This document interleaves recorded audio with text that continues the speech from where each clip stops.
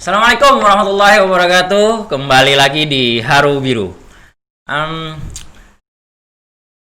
Di hari ini kita akan sedikit mengulik atau mengulas terkait tema yang beberapa episode kemarin pernah kita bahas juga terkait dunia pendidikan pada masa pandemi. Namun pada kesempatan kemarin kita membahas dunia pendidikan dengan mendatangkan bintang tamu dari praktisi pendidikan sebagai konsultan pendidik yang bergerak di bidang akademik sebagai dosen dan guru lah, seperti itu. Nah, pada kesempatan kali ini kita akan mengulik dan mengulas dunia pendidikan dari sisi yang memegang kebijakan, yaitu dari Dinas Pendidikan nih. Alhamdulillah pada kesempatan kali ini sebagai bintang tamu kita adalah Bapak Jamaluddin sebagai PLT, PLT Kepala Dinas Pendidikan dan Kebudayaan Kabupaten Tanah Laut. Untuk mempersingkat waktu, langsung saja kita sapa Bapak Jamal nih. karena resmi nih nggak terlalu karena resmi dan kita membahas sedikit kebijakan di masa pandemi ini dari pandangan seorang Kepala Dinas Pendidikan dan Kebudayaan Kabupaten Tanah Laut.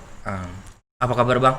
Alhamdulillah baik-baik dan sampai hari ini kita diberikan kekuatan, kesehatan untuk melakukan segala aktivitas, dan saya sangat tidak keberatan untuk dipanggil Bang Jamal saja biar lebih lancar, lebih merasa akrab gitu, tidak usah resmi-resmian. Siap. Jangan terlalu formal gitu. Oke Bang, karena memang kita memposisikan diri juga banget, takut ada persepsi yang lain dari luar sana. Ini dengan kepala dinas dengan nama Abang, tapi lebih enaknya itu memang Abang karena masih muda juga nih. Oke Bang, gimana keadaannya Bang? Alhamdulillah masih dalam suasana yang baik-baik saja, kondisi baik-baik.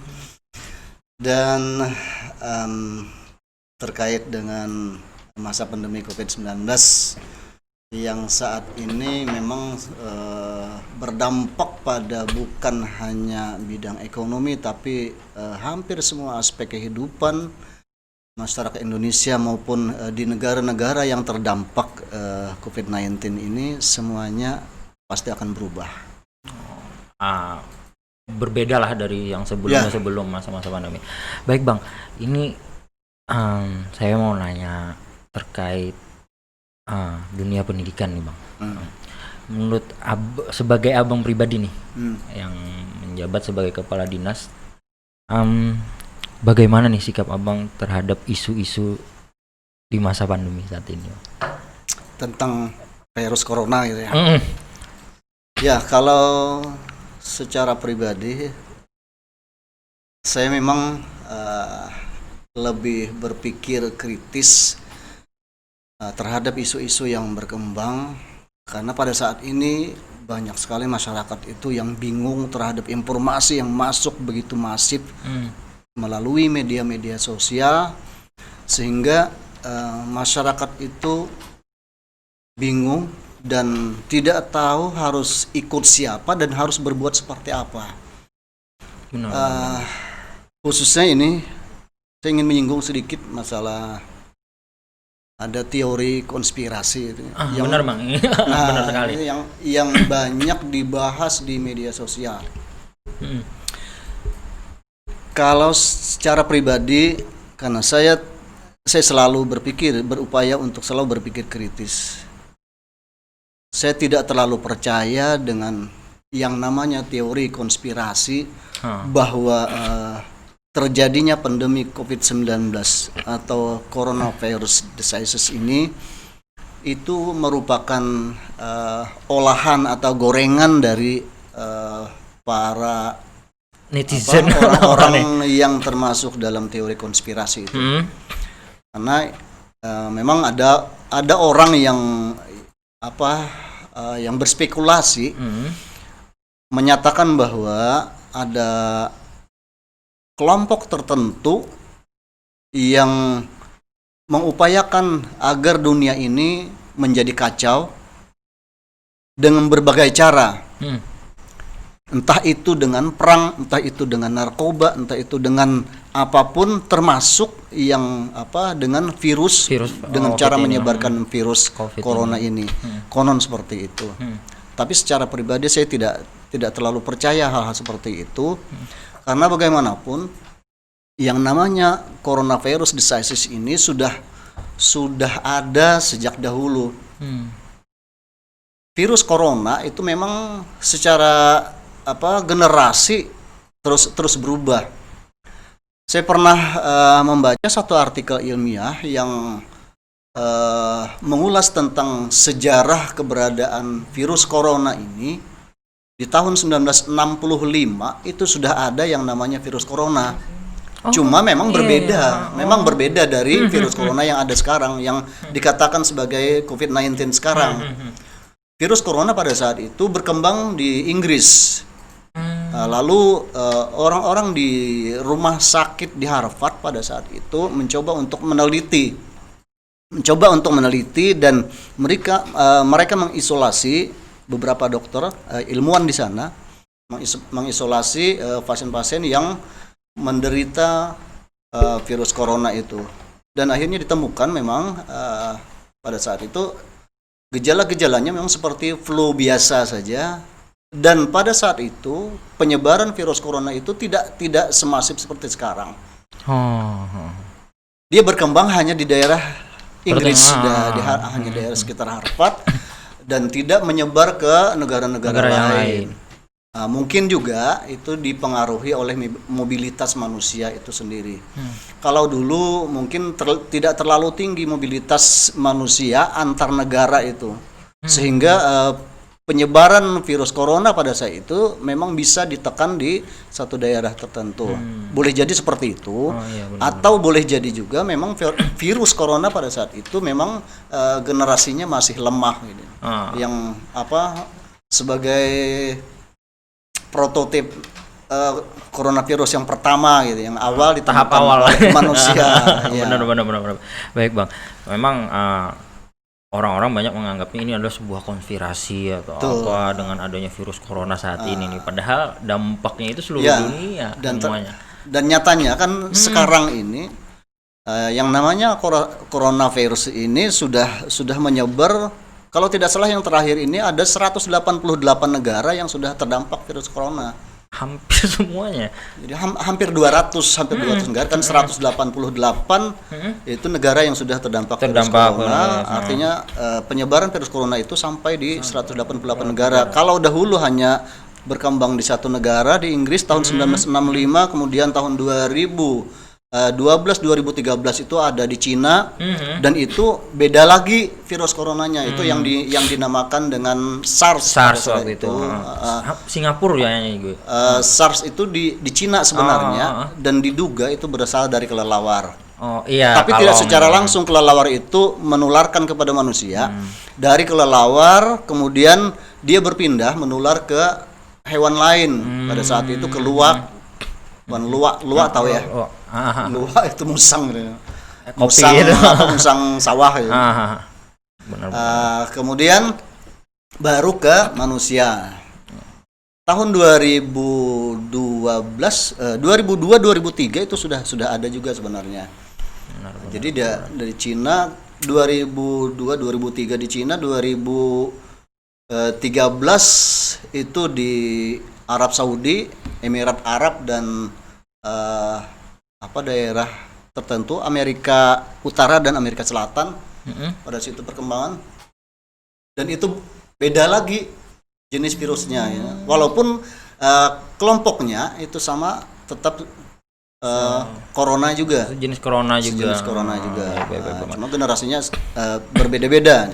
antara generasi itu sampai terakhir kan yang ditemukan sekarang ini yang dimulai di Wuhan pada akhir tahun 2019 yang lalu, Desember 2019 itu sudah deteksi oleh WHO dan kemudian diumumkan secara resmi sebagai satu virus yang dinamai Coronavirus Disease 2019 atau disingkat COVID-19 ya. Dan masuk ke Indonesia di awal tahun 2020. Yang dampaknya nih banyak nih Bang, selain ekonomi tadi ya sampai ke pendidikan nih. Nah, ya betul. Dan ini Abang sebagai kapasitas ini sebagai PLT Kepala Dinas dan Kebudayaan Kabupaten Tanah Laut, upaya apa nih untuk mengurangi lah penyebaran menangani penyebaran COVID-19 ini, terutama di dunia pendidikan yang ada di daerah kita nih. Kebetulan sekali saya di samping sebagai PLT Kepala Dinas Pendidikan dan Kebudayaan Kabupaten Tanah Laut, saya juga masuk di dalam jaringan, bukan jaringannya tim ya, tim gugus tugas penanganan percepatan penanganan COVID-19 Kabupaten Tanah Laut sebagai koordinator subkoordinator bidang sosialisasi dan edukasi. Sehingga saya sering menyampaikan kepada masyarakat bagaimana perkembangan COVID-19, bagaimana cara-cara penularannya dan bagaimana cara-cara kita mengatasinya gitu. Termasuk ada isu-isu misalnya tentang kehidupan yang disebut new normal ya saat ini nih. Nah, untuk bidang pendidikan sendiri memang tidak bisa lepas kita dari kondisi sekarang ini, karena bagaimanapun semua kebijakan yang dulu bisa dilakukan dengan cara tertentu, maka ketika COVID-19 ini sudah menyebar dan dengan tren yang tampaknya masih tinggi pada saat ini khususnya di Kabupaten Tanah Laut dan Kalimantan Selatan, kita mau tidak mau harus mengambil kebijakan yang berbeda dari masa-masa sebelumnya ketika penyebaran COVID-19 belum masuk ke wilayah Kabupaten Tanah Laut. Jadi sejak awal kira-kira masuk ke daerah kita ini sekitar awal Maret yang lalu. Nah, itu kita sudah menindaklanjuti dari keputusan Menteri Pendidikan dan Kebudayaan, kemudian ada surat edaran Menteri Dalam Negeri, surat edaran dari Menteri Kesehatan, dan surat edaran dari beberapa kelompok organisasi keagamaan seperti MUI. Nah, dari situ kita kemudian mencoba untuk menindaklanjutinya, khususnya dari surat edaran Menteri Pendidikan dan Kebudayaan karena terkait dengan bidang pendidikan secara langsung. Sampai saat ini kita sudah menerbitkan 6 surat edaran yang terkait dengan kebijakan bidang pendidikan di Kabupaten Tanah Laut. Jadi yang pertama di bulan Maret itu surat edaran yang kita buat tidak atas nama kepala dinas, tetapi langsung surat edaran dari bupati. Ini untuk menegaskan dan menguatkan bahwa kebijakan ini memang penting dan harus dipatuhi oleh masyarakat. Jadi ketika menerbitkan surat edaran yang pertama, mohon maaf saya lupa kalau nomor-nomornya itu karena terlalu jelimet itu. Enggak apa-apa Bang. Yang jelas ketika itu intinya adalah pola pembelajaran kita berbeda dari sebelum masa COVID-19. Kalau dulu kita menggunakan pola pembelajaran tatap muka, ketika masa pandemi COVID-19 ini sudah tidak memungkinkan lagi anak-anak itu dikumpulkan dalam satu kelas belajar bersama seperti biasa, tetapi mereka harus menaati protokol kesehatan yang berlaku pada saat ini. Seperti daring nih Bang. Salah satunya adalah pembelajaran secara daring. Jadi di dalam kebijakan pemerintah baik dari Menteri Dalam Negeri maupun Menteri Pendidikan dan Kebudayaan sendiri itu sudah menginstruksikan, termasuk dari Presiden, menginstruksikan bahwa kita harus melakukan social distancing, kemudian physical distancing, dan selalu memakai masker. Hari ini kita nggak memakai masker. ada di dalam ruangan ruangan ya. juga dan kita tidak supaya jangan terhalang. Ya.